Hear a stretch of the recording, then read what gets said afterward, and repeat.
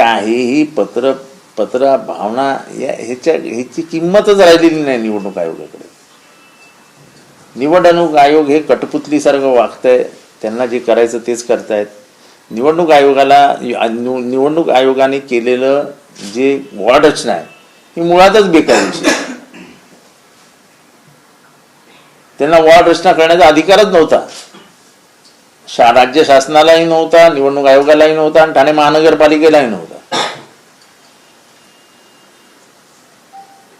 सर्वोच्च न्यायालयाने मे 2022 मध्ये मार्च का मे मध्ये दिलेल्या निर्णयानुसार त्याच्या अगोदरचे जी वॉर्ड रचना आहे ती गृहीत धरून तुम्ही पुढे चला आणि निवडणुका घ्या असं सांगितलेलं आहे. तो आदेश कुठेही न दर्शवता, तो आदेश कुठेही न दाखवता, तो निर्णयाची कुठलीही अंमलबजावणी न करता सर्वोच्च न्यायालयाच्या निर्णयाला बगल देऊन त्यांनी वॉर्ड रचना केली. हे सर्वोच्च न्यायालयालाही बाजूला काढणारं निवडणूक आयोग आहे. काय करणार तुम्ही?